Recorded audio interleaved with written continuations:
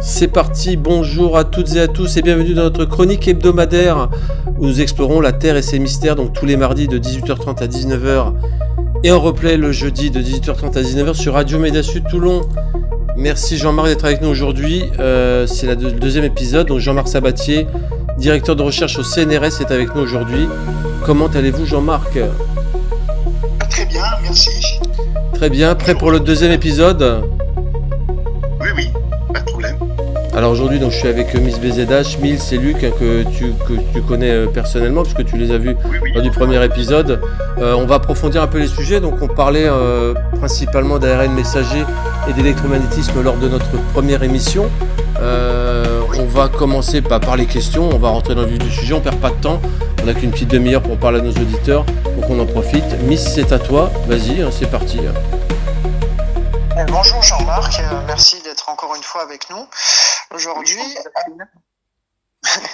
Et donc je vais commencer par la question suivante. Il y a eu récemment des signalements inquiétants dans certains cheptels, des anomalies comportementales ou physiologiques.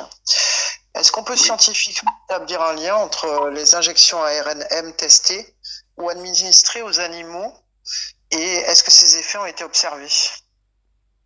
Alors, moi, personnellement, je pense que c'est plus dû aux ondes électromagnétiques. Voilà. Parce que actuellement, je veux dire, il y a peu d'injections ARN messager. Hein. Elles se font surtout en Amérique. Là où il y a effectivement donc des injections ARN messager, notamment auto-amplifiants, sur les porcs, sur les volailles, sur les canards, sur les ovins et les bovins. Mais enfin, je pense que c'est plutôt dû aux ondes électromagnétiques. Enfin, dans tous les cas, les deux sont délétères. Mais là, je pense plutôt à des ondes électromagnétiques, puisqu'on sait que les ondes entre 300 MHz, enfin, les fréquences entre 300 MHz et 300 GHz, ce sont très délétères. Voilà. Et notamment, justement, avec les antennes relais, les éoliennes, on est à 2,45 GHz. Qui est justement une fréquence très très dangereuse justement pour les animaux, pour la flore, pour les humains aussi, hein, bien sûr. Est-ce qu'il y a des appareils qui amplifient ces fréquences, Jean-Marc ? Probablement, hein, oui. Bon, j'en ai pas de connaissances particulières, mais il y a certainement, oui, des amplifications possibles, oui. Déjà, il y a la Wi-Fi aussi, hein, qui utilise la fréquence de 2,45 GHz. D'accord. Ce qui est dangereux, en fait, c'est la puissance. C'est-à-dire que la fréquence est délétère, mais après, il y a la puissance qui va être très importante, hein, parce que c'est elle qui va déterminer, en fait, les effets délétères. L'amplification. L'exposition aussi, c'est important. Ouais, l'amplification du signal. Ça va dépendre aussi de l'espèce animale. D'accord. Pardon ? C'est l'amplification du signal. Luc pourra bien en parler juste après. Il y est confronté et ça fait peur, ça fait froid dans le dos. Oui, et d'ailleurs, chaque année, ils ont des antennes. Et donc, c'est dangereux, hein, puisque c'est qu'une question de puissance. Hein. Très intéressant, on va peut-être l'aborder avec Miss sur la 10G, la fameuse 10G là, qui va sortir en Chine. On va y venir juste après. Hein. Merci pour cette première réponse, Jean-Marc. Miss, c'est à toi, vas-y, pour la deuxième question. Électromagnétiques ou d'autres phénomènes plus subtils. C'est-à-dire que le graphène, en fait, c'est du carbone pur. Hein. Donc ça, c'est pour les auditeurs. Hein. Ouais. C'est du carbone en nid d'abeille. Et il y a un électron qui est en dehors donc du cycle, et donc c'est ce qui confère en fait des propriétés quantiques au graphène. Alors le graphène est fortement conducteur. Maintenant, le graphène, il peut être modifié. Notamment, il peut être oxydé. Et à ce moment-là, quand il est oxydé, il peut être isolant ou bien alors faiblement conducteur. Alors, il peut être oxydé de plusieurs manières. Par exemple, si vous traitez du graphène avec de l'acide sulfurique ou de l'acide nitrique, à ce moment-là, vous pouvez l'oxyder. Alors, il y a plusieurs formes d'oxydation en fait du graphène. Hein. Il peut y avoir une fixation de groupement hydroxyle, OH, de groupement aussi carbonyle, donc CO. Ça peut être aussi une fixation donc de groupement carbonyle. Hein. carboxylique, COOH, et puis il y a les hydroxyles aussi, hein. Et puis il y a les époxys. Époxy, c'est les O. Donc il y a 4 formes possibles donc d'oxydation du graphène, qui va faire que le graphène va être plus ou moins conducteur. Mais il y a aussi une possibilité de réduire le graphène oxydé, hein. Donc l'oxyde de graphène peut être réduit, par exemple avec l'acide ascorbique. La vitamine C permet justement de le réduire. Et quand on le réduit, de nouveau, il redevient conducteur. Voilà. Alors, ce graphène, justement, parce qu'il peut être fonctionnalisé de différentes manières, il peut être très utile pour beaucoup de choses. Notamment, il peut être utilisé comme biocapteur, comme biodétecteur, il peut capter de l'énergie, il peut stocker de l'énergie, donc il peut être utilisé un peu comme une batterie, pour stocker de l'énergie. Donc il y a des tas de possibilités. Et notamment, il y a actuellement des chercheurs qui essaient de développer des vaccins ARN messagers à pointe quantique de graphène. Donc ça c'est assez étonnant, c'est-à-dire qu'ils partent de l'acide citrique, ils font une pyrolyse sur l'acide citrique pour obtenir un dérivé qui est à la fois chargé positivement et chargé négativement. Et à partir de là, donc, ils font une carbonisation et on obtient du graphène. Et à partir de ce graphène, on peut utiliser différents types de réactifs chimiques pour le fonctionnaliser.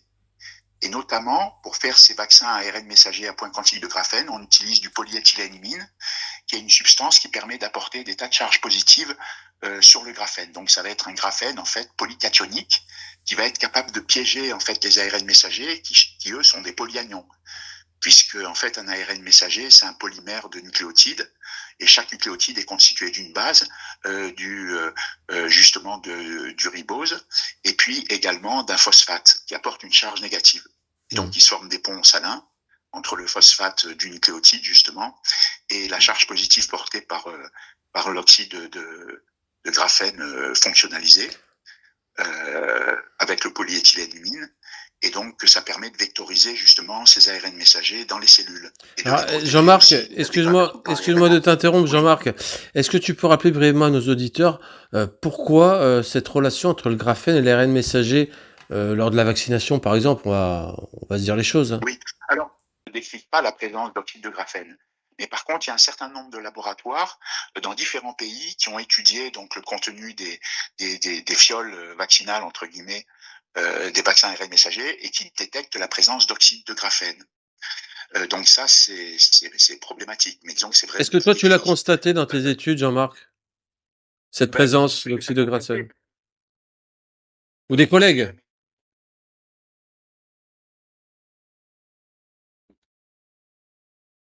Est-ce que tu as des collègues qui l'ont étudié, ce contenu? Est-ce que tu as des collègues à toi? Non? D'accord. Pour les vaccins ARN messagers à point quantique de graphène, ce qui est inquiétant, c'est qu'ils peuvent être justement activés à souhait, hein, s'ils sont bien modifiés. Ils peuvent être activés soit par la lumière, hein, donc l'énergie lumineuse, l'énergie photonique, mais ils peuvent être aussi activés par des ultrasons, voire par des champs magnétiques. Ah, intéressant. Donc, on peut agir à distance, en fait, oui, pour activer plus ou moins ce type de composé. Mais il y a une multitude d'applications hein, du graphène et des dérivés du graphène, notamment l'oxyde de graphène, parce qu'il peut être plus ou moins conducteur. Voilà, il a des propriétés thermiques. Enfin bon, il est très solide, il est très très résistant. Hein. Est-ce qu'on pourrait activer, avant que je passe la main à Luc pour sa question, est-ce qu'on pourrait activer une personne à distance par l'ingestion de graphène en fait dans le corps humain? D'accord. Il y a de l'oxyde de graphène dans le corps humain, donc il y a du graphène. On parle d'oxyde de graphène, mais ce qui se passe, c'est que vous savez, sur le graphène, dans le corps humain, si on soumet un organisme, par exemple, à une fréquence entre 57 et 64 gigahertz, donc avec une bonne puissance, les ondes électromagnétiques qui vont être produites sont captées par le dioxygène hein, puisqu'il y a une transition rotationnelle donc à des fréquences voisines de 60 GHz et qui fait en fait qu'il y a une précipitation du dioxygène sur le graphène. Et à D'accord. ce moment-là, ça met le corps potentiellement en hypoxie, hein, c'est-à-dire en manque d'oxygène. Oxygène, ouais. Et ça sera évidemment très délétère pour l'organisme, hein, puisque Mm. quand il y a une hypoxie, il y a un manque d'oxygène justement pour alimenter les tissus et les organes de l'organisme. À ce moment-là, évidemment, ça peut être mortel. Ça va être Donc il y a mortel. quand même des dangers, avec ces ondes électromagnétiques suivant la fréquence d'émission. Hein. Donc le problème, Jean-Marc, c'est que les gens voient pas ces ondes électromagnétiques et qu'on se dit que tout va bien, mais tout peut aller très mal, Oui, sans le c'est savoir. normal. Vous savez, on voit pas. Vous prenez par exemple un morceau de viande, hein, j'avais déjà dit à la première émission, quand on prend un morceau de viande qu'on met dans un micro-ondes et qu'on le met à pleine puissance, on voit ce qui arrive au morceau de viande. Hein. Donc on imagine bien ce que ça peut faire sur le corps humain. C'est qu'une question de puissance et puis de fréquence. Hein. Donc les ondes ne se voient pas, mais elles sont présentes, ça c'est clair. Je vais passer... C'est un peu comme la radioactivité. Hein. Exactement. La radioactivité, on comprend bien que ça se voit pas, mais bon, c'est mortel. Hein. C'est mortel. Donc il faut bien que les auditeurs comprennent... La durée d'exposition. Oui, il faut bien que les auditeurs comprennent que le monde invisible existe. On n'est pas dans un film de science-fiction. Voilà. Donc merci pour cette réponse, Jean-Marc. Je passe la main à Luc qui a des questions à te poser. Lui est confronté au problème depuis des années maintenant. Il se bat de son côté en tant que professionnel de l'agriculture. Luc, c'est à toi. Pose ta question ou tes questions comme tu veux. Sur les animaux dans le milieu de l'élevage agricole ou alors sur l'humain par rapport aux ondes électromagnétiques. Les opérateurs de téléphonie mobile ou alors les promoteurs de parcs éoliens ou Enedis, RTE, pour économiser de l'argent, ne mettent pas des câbles de liaison électrique entre les infrastructures forcément aux normes. Qu'est-ce que vous pensez par rapport à ça? On sait qu'il y a la norme NFC 1500, mais par rapport aux normes des câbles, aux normes de ceci, de cela, qu'est-ce que vous pensez de ça par rapport à ça? Moi, les normes qui sont utilisées pour les câbles, j'en sais rien. Hein. C'est-à-dire que moi, ma spécialité, c'est la biologie cellulaire et la microbiologie. Hein. Donc, je suis pas physicien, donc moi, j'ai pas étudié en fait les dangers qui sont liés à ces câbles. Tout ce que je sais, c'est qu'il y a des dangers justement avec ces antennes et puis surtout avec les éoliennes, hein, et notamment les terres rares. Les terres rares qui sont utilisées dans les éoliennes qui peuvent être extrêmement délétères. Parce que les terres rares, il y en a 17 de connus, il y a 15 lanthanides, et notamment il y a le néodyme qui est le plus utilisé. Et il est important parce que il peut former avec le fer et le bore des aimants permanents. Et notamment, souvent, on rajoute le praséodyme aussi, qui est un des 15 lanthanides, et qui, lui, est important parce que il confère une certaine résistance à la chaleur à l'aimant. Voilà. Et on sait que, justement, ces terres rares, quand justement les éoliennes sont en fonction, ces terres rares peuvent partir sous forme de poussière et donc contaminer en fait la flore, les animaux et même les humains. Hein. Chez les humains, ça peut provoquer des inflammations pulmonaires. Et puis chez les animaux, on sait que ça peut provoquer des atteintes au système nerveux central, des atteintes aussi au niveau du système digestif et au niveau du système reproducteur. Hein. Donc on sait que ça peut être très dangereux. Alors, ce sont pas toutes les éoliennes qui ont nécessairement des terres rares aussi, qui peuvent être vaporisées sous forme de poussière. Parce que en fait, il y a des éoliennes qui sont à boîte de vitesse et certaines éoliennes à boîte de vitesse n'utilisent pas de terres rares. Alors, dans les antennes aussi, il y a des terres rares, mais normalement, elles sont pas censées être sortir en fait des antennes. Hein. Normalement, elles sont protégées, elles sont en vase clos, normalement. Merci pour cette réponse, Jean-Marc. On va redonner la main à Miss BZH. Delphine, vas-y, c'est à toi. Hein. Posez vos questions, on est là pour ça. Je vais revenir sur des questions un petit peu fondamentales, si je puis dire. Donc, qu'est-ce qu'une onde électromagnétique, pour que les auditeurs comprennent bien de quoi on parle? Très bonne question. Bah là, oui, bah là, vous êtes toujours dans les ondes, vous focalisez sur les ondes. Disons que moi, je pensais qu'on allait parler des vaccins ARN messagers. Bah, les ondes électromagnétiques, donc elles vont être générées à certaines fréquences, hein, avec le mouvement des électrons. Et ces ondes électromagnétiques, de toute façon, vont être délétères, mais ça va dépendre de la fréquence. Hein. Comme j'ai dit, c'est entre 300 MHz, 300 GHz, que ça va être très délétère chez l'homme et également chez les animaux. Hein, ça va être pareil. Et les fréquences, en fait, qui sont particulièrement délétères, c'est celles qui sont très basses, inférieures à 100 Hz et même inférieures à 30 Hz. Généralement, c'est entre 4 et 20 Hz qu'elles sont les plus méchantes, parce que là, elles vont affecter, disons, les organes de façon puissante, justement, parce qu'on est dans les résonances, en fait, des organes. Donc, la résonance d'un organe, en fait, ça va être la fréquence où l'organe va être le plus réactif. C'est-à-dire qu'il va être très sensible, particulièrement, il va vibrer donc à cette fréquence de résonance, et ça va avoir des effets très délétères sur les organes. Voilà, donc de toute façon, ces fréquences sont très délétères et il faut les éviter au maximum. Notamment, il faut être exposé à des fréquences au moins qui sont pas puissantes, parce que là, on peut tuer quelqu'un, hein, avec à certaines fréquences. Par exemple, si vous mettez sur une antenne une forte puissance, hein, une antenne qui utilise une fréquence à 2,45 GHz, si vous mettez une très forte puissance, vous pouvez tuer tout le monde dans un rayon de 300 mètres, hein, pour une antenne 5G. Hein. Jean-Marc, sur l'ARN messager, je vais dans la continuité de la question de Delphine. Là, on voit bien l'incidence de l'électromagnétisme sur l'ARN messager, lié au graphène, etc., etc. Est-ce que ça peut reconfigurer un être humain, un être vivant, l'ARN messager? Bah, rentrons dans le sujet, hein, rentrons dans le débat de l'ARN.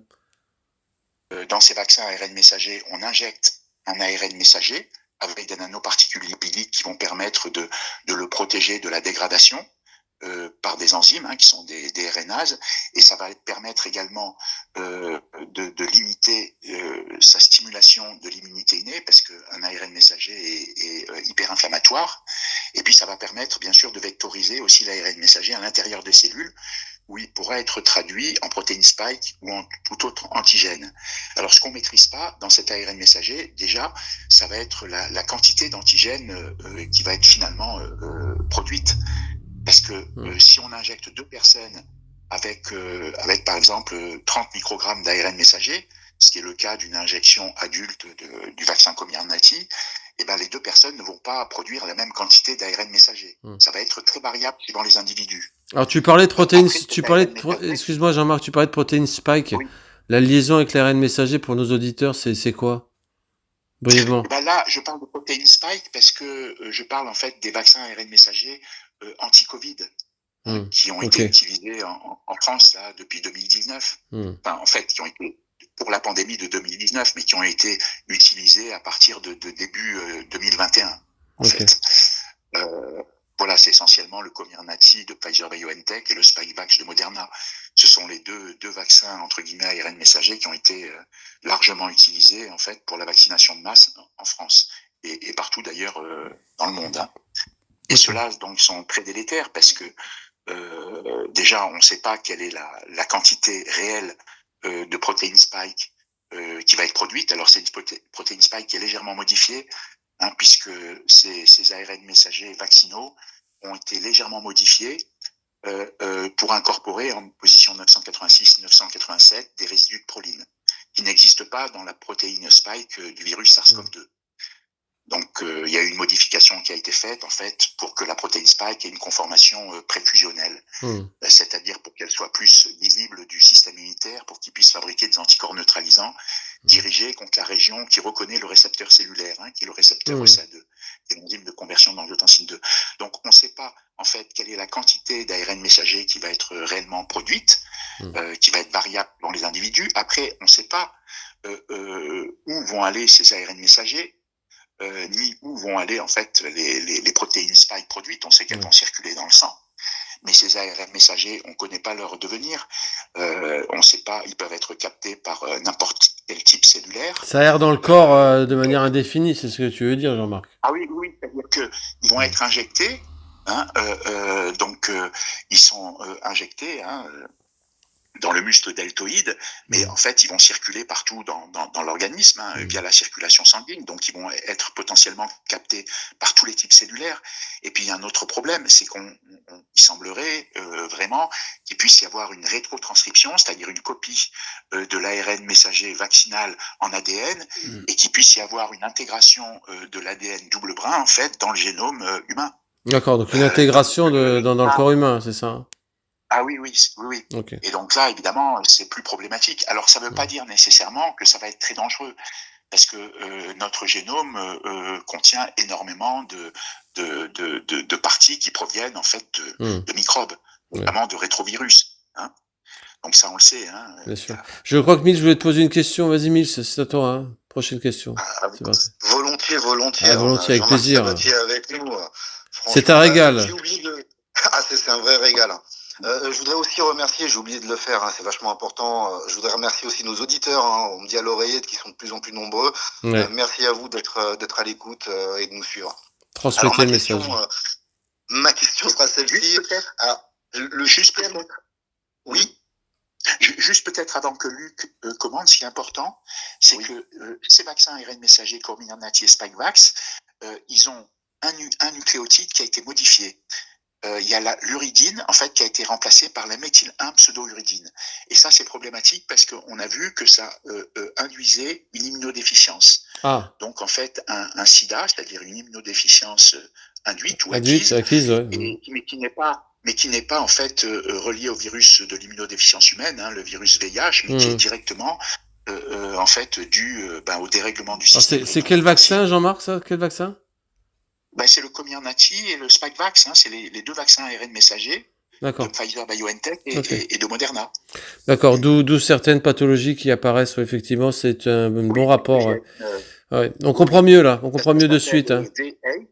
Ça s'appelle V8, c'est en fait une immunodéficience qui va être induite par la vaccination. D'accord, ok, bon, on comprend un petit peu mieux. Enfin, moi de mon côté, je comprends mieux. Vas-y, Mills. Merci, Jean. Alors, si c'est possible, parce qu'on n'a plus beaucoup de temps, je sais, si c'est possible d'expliquer à nos auditeurs ce que sont les récepteurs ACE2, et selon vos observations, donc l'activation prolongée de ces récepteurs par la protéine Spike est-elle l'une des clés pour comprendre certains effets secondaires graves des vaccins ARNM? Oui, alors en fait, ce qui se passe, c'est que la protéine Spike vaccinale ou du virus SARS-CoV-2 reconnaît un récepteur qui est présent à la surface de tous nos types cellulaires, que ce soit des cellules immunitaires, des cellules nerveuses, des cellules épithéliales, des cellules endothéliales, enfin bon. Et ce récepteur ECA2, qui est l'enzyme de conversion de l'angiotensine 2, c'est un récepteur qui normalement transforme une hormone, qui est l'angiotensine 2, en une autre hormone, qui est l'angiotensine 1,7. Ou bien alors, ce récepteur peut aussi transformer l'angiotensine 1 en angiotensine 1,9. Et ce qui se passe, c'est que justement, comme la protéine Spike se fixe sur ce récepteur, elle gêne la dégradation de l'angiotensine 2 qui se retrouve en excès et qui suractive le récepteur AT1R, qui est le fameux récepteur très délétère. Alors, ce récepteur ECA2, il fait partie d'un complexe d'enzymes et d'hormones, et le tout s'appelle le système rénine-angiotensine. C'est-à-dire que le récepteur ECA2 qui fixe la protéine Spike fait partie d'un vaste ensemble qui s'appelle le système rénine-angiotensine et qui normalement est impliqué justement dans les fonctions autonomes rénales, pulmonaires, cardiovasculaires. Il pilote également l'immunité innée et donc aussi l'immunité adaptative, c'est-à-dire en fait il pilote toute l'immunité et il pilote aussi tous les microbiotes. Donc le microbiote intestinal, le deuxième cerveau, le vaginal, buccal, le cutané, nasopharyngé, pulmonaire. On parlera du microbiote aussi avec un invité qui devrait arriver bientôt dans l'émission. Ça peut être intéressant, c'est une très très bonne information que tu nous donnes, Jean-Marc. Là. Le récepteur ECA2, ce qui est très important de savoir, c'est que en fait, il est porté par un chromosome sexuel. Le gène qui code pour le récepteur ECA2 est codé par un chromosome sexuel, le chromosome X. C'est pour ça que En fait, il y a des différences aussi entre les hommes et les femmes. C'est que le système rénine-angiotensin d'un homme ou d'une femme n'est pas identique parce qu'il y a au moins 2 gènes qui sont codés par le chromosome X. Il y a le gène qui code pour le récepteur ECA2 et il y a un autre gène qui code pour le récepteur AT2R. Et ce récepteur AT2R, il est ciblé par l'angiotensin 2. Cette fameuse hormone qui en excès se fixe aussi sur le récepteur AT1R. Donc AT1R est délétère, mais AT2R est bénéfique. Voilà. D'accord. Donc deux choses. Et chez les enfants, notamment, on voit qu'il y a beaucoup plus de récepteurs AT2R que de récepteurs AT1R, ce qui permet de comprendre aussi pourquoi les enfants sont beaucoup moins susceptibles de faire des formes sévères lors d'une infection, par exemple, par le virus SARS-CoV-2. Détail très important, merci Jean-Marc. Luc, une dernière question? C'est parti. Ouais, donc moi j'avais une question par rapport à toutes ces liaisons entre le vaccin, les ondes électromagnétiques, etc. Est-ce qu'il n'y aurait pas une volonté de dépopulation de la part de nos gouvernants? Merci. Mais c'est sûr que, bon, ça c'est une idée très complotiste qui a été émise très tôt. Mais le complot. Quand on regarde effectivement ce qui se passe, on peut bien penser qu'il y a une histoire de dépopulation derrière, parce qu'en tout cas, on s'aperçoit que toute l'histoire Covid, en fait, n'est pas sanitaire. De nos jours, on voit que c'est pas sanitaire. Alors pourquoi c'est pas sanitaire? Tout d'abord, parce que normalement, ces vaccins entre guillemets ARN messager ont été classifiés comme vaccins, alors que ce sont des thérapies géniques. Ça veut dire qu'il y a des tas de tests supplémentaires qui auraient normalement dû être faits justement avant que ce produit puisse être utilisé. Par ailleurs, on voit qu'il y a énormément d'effets délétères qui sont associés à ces injections vaccinales à ARN messager. Et normalement, on aurait dû tout stopper de longue date. Or, on continue. Non seulement on continue à promouvoir les injections vaccinales à ARN messager, mais on continue à les promouvoir en fait dans des populations qui devraient pas recevoir en fait ces injections. Par exemple chez les enfants, par exemple chez les femmes enceintes. Aussi, ce qui se passe, c'est qu'il y a une énorme censure justement sur les effets délétères des vaccins, ce qui est anormal. Normalement, tout aurait dû être arrêté. Donc, il y a une énorme censure et on voit qu'on veut remplacer tous les vaccins actuels, même ceux qui présentent pas de problème, par des vaccins ARN messagers. Donc ça, c'est aussi incompréhensible. D'autant plus qu'on favorise les vaccins ARN messagers auto-amplifiants, ce qui est encore moins compréhensible, puisque les vaccins ARN messagers auto-amplifiants sont les pires de tous, sont les plus dangereux. Et on voit parallèlement aussi qu'on interdit quelque part l'utilisation de molécules qui sont d'intérêt justement pour des pathologies délétères associées justement à l'utilisation des vaccins ARN messagers. Par exemple, on a interdit l'ivermectine justement. Donc l'ivermectine ne devait pas être utilisée pour traiter une infection au SARS-CoV-2 pour des pathologies Covid. On voit aussi que la vitamine D a été classée comme perturbateur endocrinien. On voit même que l'azithromycine, qui est un macrolide qui était d'intérêt parce que justement le SARS-CoV-2 peut infecter des bactéries donc sans paroi, gram négatives. Et donc il y a un intérêt lors d'une infection d'utiliser un macrolide comme l'azithromycine ou la clarithromycine justement pour éviter que le SARS-CoV-2 en fait. Alors Jean-Marc, se cache. Jean-Marc, ça va être bientôt la fin. Je suis désolé de te couper en plein vol. On est tenu par le temps. On va reprendre une troisième émission. De toute façon, on va rentrer un peu plus dans les détails au fur et à mesure des émissions. Merci infiniment à toi. Tu nous as aidé à mieux comprendre les concepts qui paraissent complexes pour certains, mais qui sont au cœur du monde moderne, puisqu'on on a vécu cette fameuse vague de vaccination il y a quelques années. C'est bien de lever le voile là-dessus. On espère te revoir très bientôt, Jean-Marc, pour approfondir le sujet qui est aussi vaste que préoccupant. Enfin, moi, en ce qui me concerne, ça me préoccupe et mon équipe aussi. Merci, chers auditeurs, d'avoir été avec nous. N'oubliez surtout pas, la Terre ne cesse de nous surprendre et ce n'est que le début, les amis. Restez curieux, ouvrez l'œil. Les mystères sont partout. La vérité n'est pas forcément ailleurs. Elle est sans aucun doute sous vos yeux. Merci encore pour votre fidélité et passez le message pour que la vérité soit désormais à la portée de tous. Le monde doit changer et maintenant. C'est pas Frère Toc qui vous le dit ni mon équipe, c'est que ça doit le faire maintenant. On a plus le temps, les amis. Vous êtes les acteurs de ce changement et nous aussi. À la semaine prochaine sur Radio Média Sud Toulon, Le replay de cette émission sera diffusé le jeudi de 18h30 à 19h et en podcast sur YouTube. Et retrouvez-nous sur TikTok, Frère Toc Radio et son équipe tous les dimanches et mercredis dès 21h. et le mardi dans le Before Radio de 17h30 à 18h30. Merci à tous, soyez heureux et surtout vigilants. La vérité peut frapper à tout moment à votre porte. Ça peut faire toc-toc à tout moment. Merci. Merci Jean-Marc, merci l'équipe. À très vite, à tous les mardis, 18h30, 19h, Radio Média Sud Toulon. À très vite, merci. Au revoir. Merci. Allez.